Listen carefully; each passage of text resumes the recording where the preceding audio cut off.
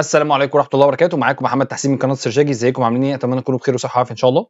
النهارده انا جاي اكلمك عن الصلاحيات والحماية انك اللي تقدر تعملها على جوجل شيت علشان تفتح الحماية لأي حد وتقفل وتحمي الملف بتاعك من ناس معينين، وازاي مين اللي يقدر يعمل كومنت، مين اللي يقدر يعلق، مين اللي يقدر يعدل، وهكذا.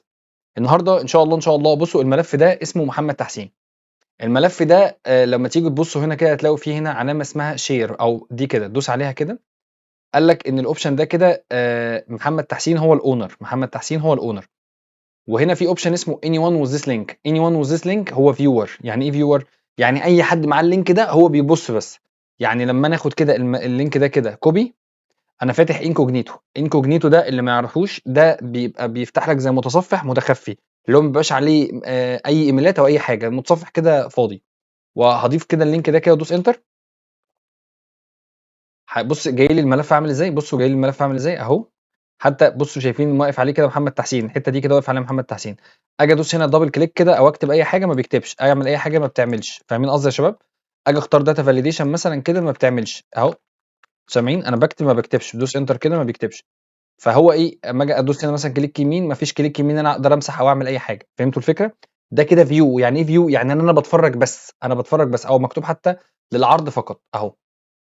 استنى كده بس نعدلها اهو للعرض اهو.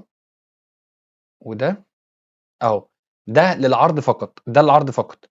طب نفترض دلوقتي ان انا دلوقتي عايز اخليه يعدل. لما اجي ادوس هنا على بابليك دي كده، ادوس على علامه الشير اللي هنا دي، بص بتبقى هنا كده اهي، بتبقى هنا كده اسمها شير. حتى بصوا انا هو انا الملف يعني او اللي هو المتصفح الخفي ظاهر لي اهو فوق اهو، في كلمه اسمها شير اهي. لما اجي ادوس عليها بيبقى ظاهر لي anyone with this link is viewer. تعالى بقى نرجع تاني عشان اوريك بس احنا ممكن نقدر نعمل ايه اهو. ماشي. anyone with this link هو is viewer اهو. انا اهو شغال، لما اجي اعمل كده هتلاقيني بتحرك اهو فوق اهو. خلاص كده اهو واهو. اهو انا انونيمous اوكي. انونيمous يعني مجهول، ان انا كده كده مش داخل بايميل، انا داخل مش داخل بايميل. طب انا دلوقتي لو انا خليت الشير دي كده، خليته يكون anyone with this link، anyone with this link is هو ايه، هيبقى كومنتر. يعني ايه كومنتر؟ يعني ان انا اخليه يحط كومنتات. ادوس كده done. دلوقتي لما اجي اعمل هنا ريفرش هابقى أنا كومنتر. يعني إيه كومنتر؟ كومنتر دي اللي أنا على الأقل أقدر أحُط تعليق بس، أحُط تعليق فقط، أحُط له note، هي دي آخري. غير الviewer هو بس بيشوف كأنها صورة بس مش أكتر. لكن الكومنتر أنت بس بتعمل زي comment، بتحُط زي note كده. يعني آجي أقول له مثلًا هنا كده هنا كده أهو، هنا ما بيكتبش أي حاجة، ما بيكتبش. هنا حتى مكتوب إيه، للتعليق فقط. لمّا آجي أدوس هنا كده وأدوس كليك يمين، أحُط هنا إيه، كلمة تعليق، أحُط هنا كلمة تعليق أقول له إيه، hi إزيك، أنا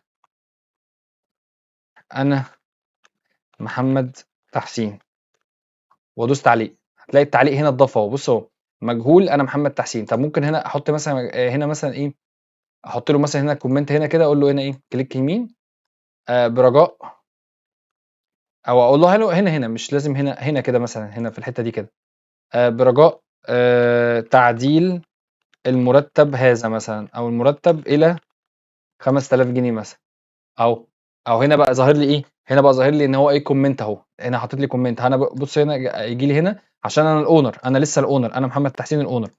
هيقول لي هنا كده برجاء تعديل هذا المرتب. وهنا كده كمان هتلاقيها حطيت لي هاي ازيك انا محمد تحسين. يعني واضحه هي كل حاجه. اوكي يا شباب؟ ده كده الكومنتر، يعني كده الفيور اللي هو المشاهد بس او المشاهده بس، والكومنتر اللي هو التعليق بس. طب احنا تعالى بقى كده خلاص، ممكن بقى نروح عاملين ايه تاني على شير دي تاني برضو اهي، وندخله anyone with this link is ايه، is editor. editor يعني ايه بقى؟ دي بقى الفكره. الاديتور دي يعني ان هو بقى يعدل كمان. تركز بقى اهو. انا اهو دلوقتي اهو، انا دلوقتي انا واحد مجهول اهو، انا دلوقتي اهو مجهول. مجهول يعني ايه؟ يعني انا مش مسجل ايميلي اهو. يعني انا هنا مش مسجل ايميلي، يعني انا فاضي اهو. ممكن اجي هنا كده واروح حاطط له بدل ال 4000 دي 3000 جنيه، احطها له 2800 وادوس انتر، هيتعدلت 2800. اجي هنا كده انا اقدر اعدل دلوقتي. فهمتوا الفكره؟ يعني اهو بقيت اكتب اهو. لا نرجع كده تاني، معلش اهي كده اهي. انا اقدر اعدل دلوقتي. انا اهو ملف اهو، انا لو عملت تسجيل دخول، هو انا مش داخل بايميل، عشان بس اعرفكم بس ان انا مش داخل بايميل. فاهمين؟ هاي ازيك، ما اهو انا هنا اللي على الشمال ده الاصلي اللي هو الملف الاونر، اما اللي على اليمين ده واحد مجهول الهويه داخل هنا. فهمتوا حلاوه جوجل شيت ان انت تقدر تخليه فيو لان من غير اي حد معهوش ايميلات، وكمان يقدر يعدل كمان. دي بتبقى حاجات حلوه، انت لما بتبقى عايز تملى اي حد من، تملى قصدي بيانات من اي حد وخلاص، يعني مش لازم حد معين اللي يملاها لك. اهي هاي ازيك كده، احنا ايه قلنا ايه؟ ان دلوقتي اللينك اني ون وذ لينك اديتور فيور وكومنتر واديتور، وكده احنا شفنا الثلاث حاجات. طب دلوقتي بقى لو انا قلت له ايه، تعالى بقى نمسح كل دول بقى من الاخر كده اهو، ونعمل دي ديليت كده، او نيجي هنا كده. ما هو خلاص انا بقيت لينك، نرجعها بقى تاني كده، نخليها ايه كومنتر اني ون وذ لينك، يبقى كومنتر، وادوس دان واعمل هنا ريفرش. قال لك بص هنا للتعليق فقط اهو، خدت بالكم للتعليق فقط اهي. اجي هنا اعمل حاجه واقول له هنا ايه اهو، هو طبعا مش هينفع امسح التعليق ولا لحد ما هو ايه، او اكتب هنا وخلاص اهي كده واعمل له صح وخلاص. كده خلاص، كده خلصت التعليقات، وكده الدنيا بقت تمام قوي للتعليق فقط دي. انا بقى عايز بقى اقول له بقى على حاجه حلوه قوي. انا بقى بقول له ايه، انا بقول له انا عايزك تفتح لي يعني مثلا اقول له مثلا هنا ايه ده، هنا ايه اديتور، هنا نخليها اديتور. اديتور يعني ايه؟ يعني بيعدل. editor يعني تعديل، اللي هو واحد يقدر يعدل. خلاص كده. يعني هو ممكن دلوقتي يعدل لي في الامبورت رينج دي كده، في شيت الامبورت رينج دي مثلا، ويكتب لي مثلا اسم مثلا الاسم او بصوا لما باجي اكتب هنا، بص هنا بيظهر لي هنا زي الخليه هنا ان هي ايه، زي قاتمه كده، في حد بيكتب هنا، ودوس انتر هتظهر لي هنا اللي هي بيكتب لي هنا حاجه. فانا اقول له ايه بقى، بص بقى انا بقى هنا، انا اللي على الشمال هنا بيبقى شيت الاونر، فممكن اجي عند ملف اللي هو الامبورت رينج ده كده، واجي ادوس هنا كليك يمين وبروتكت شيت. بص كده ركز بقى في الحته دي كده، دوس كليك يمين واقول له ايه بروتكت شيت. يعني ايه بروتكت شيت؟ يعني اقفل لي، اقول له سيت بيرميشن، يعني ايه اقفل لي على الشيت ده كله. اقول له ايه، يقول لي سيت بيرميشن اونلي يو، يعني انا بس اللي اعدل عليه. بص كده اللي حصل هنا، جالي علامه القفل. القفل دي اللي هي ايه، مهما ادوس هنا دبل كليك ما بيكتبش. طب ادوس هنا كليك يمين مفيش. فهمتوا الفكره؟ طب لو انا دخلت على الكويري اللي جنبيها، اقدر اعدل. اقدر اعدل يعني اقدر دلوقتي اجي اكتب هنا حاجه واعدل هنا. فهمتوا؟ يعني لو جيت هنا في الكويري هتلاقيه هنا بيسجل لي هنا حاجات. فهمتوا قصدي ايه؟ لكن في الامبورت رينج مقفوله. فهمتوا الفكره؟ طب لو انا عايز اخلي الشيت بتاع الامبورت رينج ده مقفول بس لحتت معينه، يعني اقول له ايه، اقفل لي الشيت كله بس خلي لي مثلا العمود ده والعمود ده والعمود ده هو ده اللي شغال.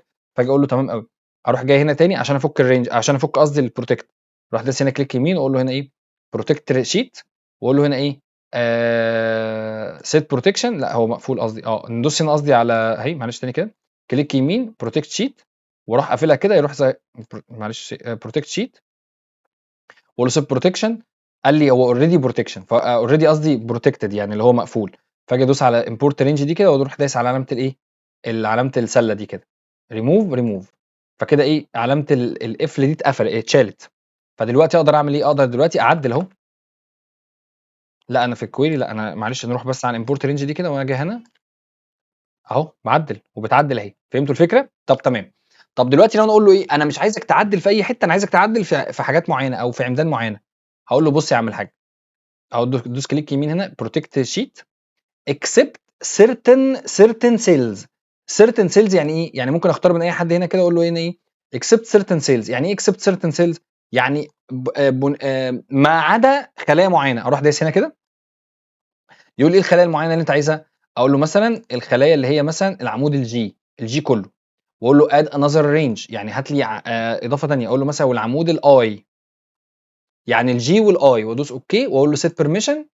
ولازم اختار اونلي يو، يعني حتى لو انت معاك اكتر من حد اختار اونلي يو، لازم تختار اونلي يو. وقول له ايه اهي، وبعد كده اقول له ايه دن. خلاص كده تمام. دلوقتي حصل لي ايه علامه الايه القفل دي. لما اجي ادوس هنا مثلا في النيم هنا او اكتب اي حاجه، قال لك بص انت تحاول تعديل خليه او كائن محمي، يرجى الاتصال بمالك الجدول لازاله الحمايه. احنا قال لك ايه بقى اللي مفتوح عندنا، الجي والاتش. يبقى اجي اعمل هنا في الجي اكتب، هيكتب لي اهو الجي كتب اهو. تعال نمسح دي كده، والاي قصدي والاي اهي، يبقى الجي والاي. طب لما اجي اكتب هنا في الاتش، بص قال لك لا. فهمتوا الفكره؟ يعني ان انا قفلت الشيت كله بس العمودين دولت مفتوحين. خلاص كده. طب نقدر نعمل ايه تاني؟ نقدر ان احنا دلوقتي نروح فكين البروتكت شيت اهو، نروح فكينه ده كده، ونروح دايسين على علامه دي كده. كده بقى ايه، كده بقى كل الشيت مفتوح. نيجي نمسح كل دول كده، خلاص كده احنا تمام قوي كده، احنا عرفنا ايه البروتكت شيت والكلام ده. طب دلوقتي لو انا بقى عايز ادخل حد بقى معايا، مش بقى حد مجهول، لا انا عايز بقى ادخل حد معايا، فاقول له بص يا عم الحاج، انا اولا بس هوقف بس الفيديو لحظه عشان ادخل بس بالايميل هنا كده، ايميل تاني علشان اوريكم في ايميلين هيبقوا داخلين دلوقتي، خليكم معايا. دلوقتي يا شباب، دلوقتي انا دلوقتي فتحت الشيت بايميل تاني، بس في نفس الوقت انا حاليا الشيت ده معمول ان هو anyone with this link، يعني لحد الان اللينك ده مفتوح لاي حد. فانا بقى اروح ايه اقفلها بقى على ناس معينه، اقول له بص بقى anyone with this link، اقول لا، اقول له لو سمحت اعملها ريستريكتد. يعني ايه ريستريكتد؟ يعني اقفلها لي بقى على ناس معينين، واقول له دان. بص كده لما اقول له دان واجي اعمل هنا ريفريش، بص ايه اللي يحصل. قال لي بص انت دلوقتي انت عايز تعمل ايه ريكوست اكسس بقى، انت عايز تعملها كريكوست اكسس كاديتور ولا كومنتر ولا فيور؟ انت كل عليك هتقول له ريكوست اكسس وهيجي لي انا. فانا بدل ما انا ان حد يخش على اللينك ويقول لي ريكوست اكسس، او حتى لو قال لي اديتور، يعني انا افترض دلوقتي انا قلت له ايه ريكوست اكسس اديتور مثلا، خلاص هي الحاجه دي بتلاقيها بتجي لي على الموبايل، بس انا هعمل ايه؟ هروح دايس هنا كده على شير، هتلاقيه بيظهر لي اهو محمد تحسين اسكت تو بي ان اديتور، اقول له هنا كده، اقول له مثلا ايه شير يا عم اعملها لي اديتور، او اقول له ايه كومنتر، او اقول له فيور، ايا كان هو ايه. يعني ممكن انا اللي اختار، مش معنى ان هو قال لي كده فانا هسلم بكده، بس انا هخليها ايه اديتور، واقول له شير. نوتيفاي يعني ايه نوتيفاي؟ ابعت له ميل، او فخليت كده ايه محمد تحسين اللي هو ده يبقى الاونر، ومحمد تحسين التاني ده يبقى اديتور. فدلوقتي اعمل ريفرش كده، كده بقى ايه، بص كده لحظه بقى في الحته دي، كده لو تلاحظ هنا لما اجي ادوس بقى هنا كده هتلاقي ان محمد تحسين هنا كده ده اللي ظاهر اهو. يعني بص كده لما اجي افتح ده كده، ده محمد تحسين وده محمد تحسين، بس ده ايميل وده ايميل تاني. بس الفكره في ايه؟ ان هو بيقول لي مين اللي شغال. لما اجي ادوس كده عليه اهو، مثلا لما اجي ادوس هنا كده مثلا اهو، واجي اعمل يعني مثلا نفترض ان انا رحت مثلا عند البيفت تيبل مثلا، ورحت هنا بقعد انا اختار هنا كده، انا واقف دلوقتي عند البيفت تيبل من محمد تحسين ده. لما اجي عند محمد تحسين الاونر واجي ادوس هنا كده، هيوديني اللي هو فين، قال لي هو واقف في البيفت تيبل. فهمت قصدي؟ يعني بمجرد ما ادوس على الصوره هو بيقول لي الراجل ده بيعمل ايه دلوقتي. فهمت قصدي؟ طب تمام كده احنا وصلنا للحته دي كويس جدا. هنروح بقى هو ده كده، هنروح قصدي لمحمد تحسين اللي هو الاونر اهو. تمام كده احنا زي الفل، كده الدنيا تمام قوي. فاقول له ايه، انا عايز اقفل على محمد تحسين حاجات معينه. فهاجي هنا ايه، انا هنا في الاونر، انا هنا في محمد تحسين اللي هو الشكل الاخضر ده بالاونر، هاجي اقول له ايه، علم لي على كل دولت كده وكليك يمين. انا مش عايز محمد تحسين اللي هو التاني ده يعدل لي في اي حاجه في الشيت في الداتا دي. فانا بقول له ايه، بروح معلم على كل ده كده، واقول له كليك يمين، واقول له ايه فيو مور كولومز اكشنز، واقول له بروتكت رينج اهو، بروتكت رينج. واقول له هنا ايه سيت بيرميشن، يعني انا حددت الرينج من A to E، من A to E، واقول له سيت بيرميشن. يقول لي انت عايز للاثنين دول، تقول له لا خليها لي ليا لوحدي، يعني خلي الداتا دي للاونر فقط. بص بقى ركز، هنروح بقى للشيت اللي فيه محمد تحسين ده اهو، وهنروح على الامبورت رينج وهنكبر كده الصوره اهي. هاجي هنا اعدل، هنا هيعدل، هعدل هنا هيعدل، لكن لما اجي ادوس هنا دبل كليك، قال لي بص انت كده بتحاول تعدل في حاجه المالك هو اللي قافلها. فهمت دماغي؟ فما ينفعش تعدل. فايه اللي هيحصل؟ قال لك بقى كلم المالك او اي حاجه، يعني من الاخر المالك هو اللي قافل الحته دي. فهمت الحته دي اللي هو ايه، انا بقفل رينج معين. طب انا دلوقتي عايز افك الرينج ده، بقف هنا في اي حته كده في الرينج، في اي حته كده، وادوس كليك يمين، فيو مور بروتكت رينج. يقول لي خد بالك انت عامل بروتكت رينج عليه اهو من A ل E اهو، عليك لوحدك اللي هو ده. فهمت قصدي؟ ممكن تقول له شو وورنينج. يعني ايه شو وورنينج؟ قبل ما تعدل اهو دوس دان، يعني ايه اديله زي تحذير كده، وندوس دان كده. تعال نروح بقى هناك كده في الشيت ده ونعمل اهو. لما اجي اعدل هنا كده، بص لما اجي اكتب اي حاجه هنا، يقول لي خد بالك انت بتحاول تعدل حاجه هي مقفوله، هل هتعدل ولا لا؟ فهمت قصدي؟ فممكن اقول له اوكي، ممكن اقول له لا، وهكذا. فهمت الفكره؟ فانا اقول له ايه لا. فدي بتبقى من ضمن الحاجات المقفوله، يعني اللي انت تقدر تقفلها على على الناس اللي معاك. يعني ده مثلا اهو، ممكن تخلي محمد تحسين ما يجيش ناحيه الكويري دي خالص، يعني اللي هو شيت كويري ده ما يجيش ناحيته خالص. فتدوس كليك يمين هنا كده، تقول له بروتكت شيت، وتقول له سيب بيرميشن عليك لوحدك فقط، اونلي يو. فعليها علامه دلوقتي، عليها علامه عليها علامه القفل دي. لما نروح بقى على محمد تحسين اللي هو الايديتور ده، هنيجي هنا يعدل عادي، لكن هيجي في الكويري اهو، تيجي تدوس قبل اي حاجه مفيش. سامعين التكتكه اهي مفيش، وادوس كليك يمين مفيش. فهمتوا الفكره؟ يعني يعني هنا بيفت تيبل اقدر اعدل فيه، أهو الpivot table أقدر أعدل والله أهو، فهمتوا قصدي أهو، لكن الquery ده مقفولة. فهمتوا الفكرة دي يا جماعة؟ فالموضوع ده حلو جدًا، جدًا، جدًا أهو، ونقفل دي كده ونعدل ونرجّع دي كده كمان set permission ونقول له هنا إيه، شيل دي كده خالص، بس كده. دي كده كل حكاية الصلاحيات، الshare، anyone with this link، الrestricted، تقفّل كل حاجة صلاحيات وتعمل share مع مين وتعملش share مع مين. الموضوع حلو جدًا، الموضوع جميل جدًا. بس كده، أتمنى يكون عجبكم الفيديو ده جدًا وعجبكم الشرح. ما تنساش بالله عليك ما تبخلش عليّا بلايك وتشترك معايا في القناة، وأتمنى لو الموضوع عجبكم أوي يعني تعملوا share ما بينكم وما بين أصدقائكم. شكرًا جدًا ليكم، كان معكم محمد تحسين من قناة سرشاجي، والسلام عليكم ورحمة الله وبركاته.